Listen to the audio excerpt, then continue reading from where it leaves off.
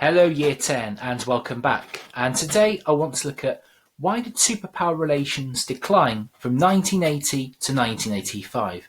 And in particular, the role of this gentleman, Ronald Reagan, in making that decline happen. Now, just going over the rules. First of all, your work is due in Sunday, the 3rd of May at 5 p.m. Just a little thing here, can you make sure you hit submit when you've done the work? Because a few of you missed that last time, so we didn't get to see it. You need the worksheet open, you can see on the screen from Google Classrooms. Now you could either complete that at the end, or you can do it as you're going along and keep pausing the video. Pen and paper might help here to make notes, and if anything's unclear, the revision guide will help. It's in Google Classrooms and you want page 32. As always, if anything is not clear in this lesson, you can always email your teacher, or you can email me as well. So, last lesson we had looked at Jimmy Carter, the president, and looked at his defeat to Ronald Reagan in the 1980 USA election, which, as you can see, was a complete landslide really for Ronald Reagan. But actually, I want us to try and understand a bit more about who Ronald Reagan was. Ronald Reagan, he's the one there on the left. Ronald Reagan was a B-list actor. He had taken part in things like cowboy films and so on, and he'd worked his way into politics. And I know what you're thinking, that seems strange, a USA president who used to do films and TV appearances and so on. The Cold War had already begun with Carter, though. Carter bringing those sanctions in, the boycott of the Olympic Games, cutting economic sanctions with the USSR after the invasion of Afghanistan. So already we've got this second Cold War taking place. It's just much more clear with Reagan because of the actions he takes in a relatively short space of time. For example, Reagan announces that America will spend more and more money on weapons. He's building up in case this Cold War ever turns into a hot war with actual fighting taking place. And Reagan said that he would spend $1 trillion, and you can see that increase year on year. We've also got new technology being built, things like Trident submarines that can hold nuclear weapons, stealth bombers being developed, which they hoped that Russia wouldn't be able to detect. In 1983, during a Christian conference, Ronald Reagan, who was a huge religious person himself, he was a deep Christian, and that will come up later on, he said the Soviet Union, who, don't forget, were atheist, he calls them publicly an evil empire. He says the USA represent the force of goods and that the USSR are an evil empire. That is, again, a very derogatory comment. Russia would have heard of this. And again today, it's quite hard for us to try to imagine a USA president who would just shout comments out like that and actually try to cause contention. In 1983, Ronald Reagan announced the Strategic Defense Initiative, or SDI for short. Get that right, SDI, not STI, that's something different. Now, what SDI was this idea of actually putting satellites and missiles in space. And the idea was that if you could do that, then it would almost create a shield around America, because these satellites could trace nuclear weapons that were being fired towards America, and it would be able to blow them up. This means that America would be completely protected from any nuclear weapons, because their satellites in space would just be able to blow them up. This means that if America wanted to, in the future, if this worked, they could just press the button, fire a load of nuclear weapons over at Russia, and when Russia fired their nuclear weapons back, America would just be able to blow them up. There'd be no repercussions.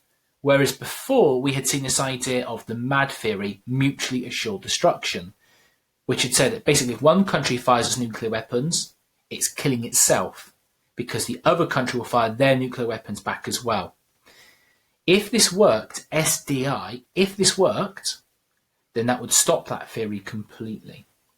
Now, when this was announced, the press called this Star Wars. It was called Star Wars in all of the papers because it was a bit like Star Wars.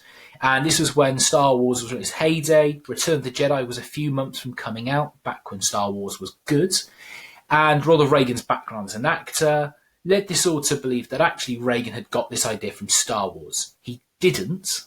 Don't put that in your exam, for goodness sake. But you can see where the link is there. Now, the USSR were furious about this, and Andropov, the leader, I know that's a new name, we're going to come back to that later on. Andropov basically realizes that the USSR will have to do exactly the same thing. They need to spend money on shields instead. The problem is that Russia cannot afford to do this. They cannot afford to spend money on this. Russia thinks USA cannot do this, but they cannot take that gamble. They have to spend the money as well. Reagan was almost trying to make the USSR bankrupt by doing this, by investing this money in this technology. Both sides are working to build a shield of satellites and missiles they could put into space. A huge, huge amount of money being spent. So, this just recaps that. Why was this an issue? The USA could launch nuclear weapons without further retaliation, and this meant the Soviets needed to invest in the same technology and fund their research. They don't have the money for this. SDI is quite a big part of the second half of the Cold War. You need to make sure you're aware of it and why it caused tension. Moving on, we discussed last lesson the boycott of the LA Olympic Games in 1984. Don't forget to get me that hat, just one of you. The rest of you can get me the scratch cards from McDonald's at the time or something like that. And so America's Olympic Games were completely ruined as a result, which increased the tension. This was a response to the Moscow Olympic Games boycott that America had taken part in 1980. And in 1985, Reagan announced a doctrine, yes, another doctrine on the course. Don't forget, a doctrine is basically just a change in law or a new law. And Reagan said the USA would support anti-communist groups trying to overthrow their governments. It's a type, I should say overthrow, but never mind. Now, this is a step up from the Truman Doctrine, where Truman had said the USA would support anti-communist governments. Now Reagan is taking that further. Reagan is saying that actually they will support groups trying to stop communism, even if that country is communist in itself. And this will come into lesson next week. So Reagan is saying basically, if there is an anti-communist group in a communist country, he will support them, he will give them money, he will give them funds as they try to get rid of their governments. So, it seems like Reagan is doing a lot of damage. It seems like Reagan is doing all he can to actually start a nuclear war. But maybe I'm being a bit harsh on him, really, because Reagan has a problem, not just his mouth, but Reagan has a problem in the sense of he can't really talk to the Soviet leaders. Now, if we look at the Soviet leaders from when Reagan takes charge, Brezhnev dies in 1982. Andropov dies in 1984, and Cherenko, who had been smoking since the age of 9, is basically pretty much dead when he becomes leader in 1984. He dies a year later. Reagan never met a Soviet leader until 1985. Reagan once said, "How can I talk to them when they all keep dying on me?" And you can sort of see his point here, especially when we consider the previous 3 Soviet leaders and how long they had been in charge for. Reagan really does get a rough end of the deal here. He can't do any conversations. He can't really make any deals with them. He can't have that face-to-face talk.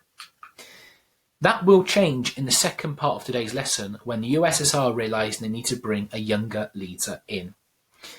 So, this is your first task then. Have a look at that grid, and you need to explain in your own words what happened in each event, what it was, and also that second column, why would it have made superpower relations more difficult?